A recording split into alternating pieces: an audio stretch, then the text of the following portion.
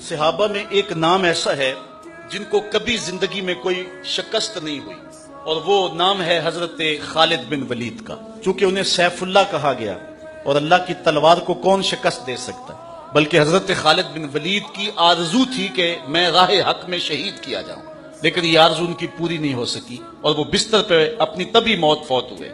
تو حضرت خالد بن ولید جس جنگ میں بھی گئے ہیں انہیں کامیابی ہوئی۔ ایک مرتبہ حضرت خالد بن ولید پر مشکل آ گئی۔ حضرت رافع بن عمر طائی، وہ بھی آپ کے ساتھی تھے، آپ کے نائب کمانڈر تھے، تو انہوں نے کہا کہ لگتا ہے آج قضا آ گئی، جو حالات ہیں مسلمان پسپا ہونے لگے، اور یہ پہلی بار ایسا ہوا تھا کہ خالد بن ولید کی قیادت میں لڑی ہوئی کوئی جنگ اس میں پسپائی ہو رہی ہے۔ حضرت خالد بن ولید نے کہا کہ مجھے بھی ایسا ہی لگتا ہے کہ کوئی مشکل بن گئی ہے۔ ادھر یہ پسپا ہو رہے ہیں، ادھر حضرت ابو عبیدہ کو حضور مدینے میں خواب میں ملے اور کہا تم یہاں بیٹھے ہوئے ہو، اللہ کے شیر پہ مشکل بنی ہوئی ہے۔ بس رات کے موقع پہ حضرت ابو عبیدہ نے اعلان کروا دیا حضرت خالد بن ولید کی مدد کو پہنچنا۔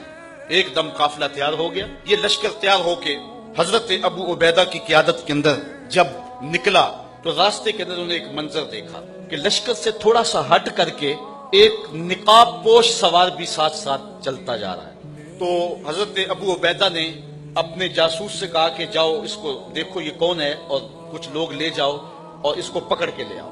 جب لوگ ان کے قریب گئے تو انہوں نے کہا کہ میرے قریب نہ آنا، میں حضرت خالد بن ولید کی بیوی ام تمیم ہوں۔ تو کہا کہ تم رات کے موقع پہ لشکر کے ساتھ اس مشکل حالت میں کیوں جا رہی ہو؟ تو انہوں نے کہا کہ جب حضرت ابو عبیدہ نے اعلان کروایا نا جنگ کے لیے نکلو، حضرت خالد بن ولید پہ مشکل آئی ہوئی ہے، تو میں پریشان ہو گئی کہ اللہ کے اس شیر پر کبھی مشکل آئی تو نہیں تھی، تو کیا ہوا؟ تو میں نے جب غور کیا تو ان کی ٹوپی گھر رہ گئی ہے جس میں حضور کے بوئے مبارک سیے ہوئے ہیں، اور جب بھی وہ جنگ پہ جاتے ہیں تو وہ ٹوپی نہیں بھولتے۔ تو آج وہ میں نے غور کیا کہ ان پہ مشکل کیوں آئی ہے، تو میں نے غور کیا تو ٹوپی گھر پڑی ہوئی ہے، میں ان کو ان کی امانت دینے جا رہی ہوں۔ یہ لشکر جب پہنچا ادھر حضرت خالد بن ولید نے جبیلہ بن اہم کے مقابلے کے اندر محاذ کو سنبھالا ہوا تھا کہ اچانک دو تین سوار آگے بڑھے، اور جدھر وہ جاتے ہیں دشمن کو دھکیلتے چلے جاتے ہیں۔